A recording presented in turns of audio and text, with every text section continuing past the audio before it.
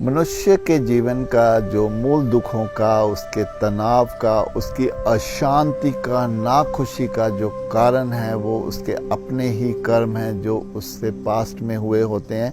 वो कर्म लंबे समय तक, लंबे जीवन तक मनुष्य का पीछा करते हैं। इसलिए तो कहते हैं कि जब भी अपने कर्म करने हैं बहुत सोच समझ कर करने हैं, ताकि जो अच्छे कर्म है वो तो हमें अच्छी तरंगे देते हैं, अच्छा एहसास जीवन भर देते हैं, लेकिन गलत कर्म होने पर वो हमारे ही जीवन की बेड़ियां बन जाते हैं, और वहीं जो बेड़ियां हैं उसमें मन हमारा फंसा रहता है और वहीं हमारे दुखों का, तनाव का कारण बनता है। इसीलिए आज भी हम जिस जीवन के पड़ाव में हैं, जिस स्थिति में हैं, वहाँ हमने एक नया मोड़ अपने जीवन में लेना है कि आज के बाद हमसे ऐसा कोई कर्म ना हो जिसका पे बैक हमें देना पड़े, यानी कोई गलत कर्म ना हो।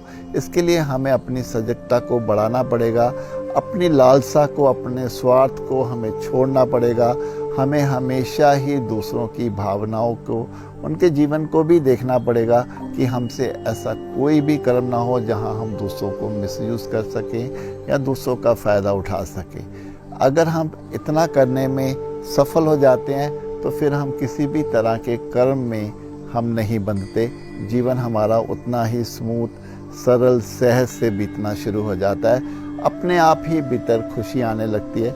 हाँ, अब पीछे पास्ट में अगर हमारा मन बेहोशी में था, हमें सजगता नहीं थी, हमें इतनी समझ नहीं थी, जो भी कर्म हो गए, उसका जो भी फल है हम उसके लिए भी अपने आप को तैयार रखना पड़ेगा कि सृष्टि हमें जो भी उस कर्म की सज़ा देगी वो हम भुगतने को तैयार हैं। लेकिन आगे से हम अपना कोई भी ऐसा कर्म बंधन नहीं बनाएंगे जिसके लिए हमें खुद में शर्मिंदा होना पड़े, हमें औरों के आगे शर्मिंदा होना पड़े।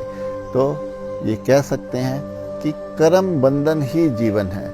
अगर हम अध्यात्म की ओर जाते हैं तो हम अपने आप ही अपने कर्मों को शुद्ध करते चले जाते हैं। हम ईश्वर को जब अपना जीवन समर्पित करके चलते हैं, हम अपने कर्म तक ईश्वर को समर्पित कर देते हैं कि मैं करता नहीं हूँ, तुम मुझसे ऐसा कुछ भी नहीं करवा सकेगा। तब जब हम ईश्वर को साथ लेके चलते हैं तो ईश्वर कभी भी हमसे कुछ ऐसा कर्म नहीं करवाता जहाँ हम दूसरों को तकलीफ दे सकें, दूसरों को दुख दे सकें। और जहाँ हम किसी को कुछ भी गलत फीलिंग नहीं देते हैं, उनको कुछ भी गलत नहीं करते हैं, तब हम अपने भीतर एक सच्ची खुशी को, एक आनंद को, शांति को फिर महसूस करते हैं। क्योंकि जहाँ हमारी नियति क्लियर होती है, हमारी इंटेंशन क्लियर होती है, वहीं पर ही ईश्वर का वास होता है। तो कह सकता हूँ कि कर्म बंधन ही हमारा आगे का जीवन है।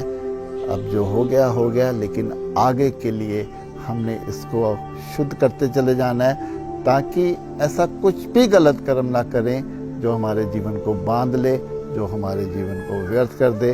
वो अंतिम क्षणों तक ना हमें कोई शिकायतें होंगी फिर किसी से, ना कोई आत्मग्लानि हमारे भीतर होगी, ना ही फिर इस जीवन में कुछ पश्चाताप होगा, ना ही मृत्यु के बाद का कोई डर होगा।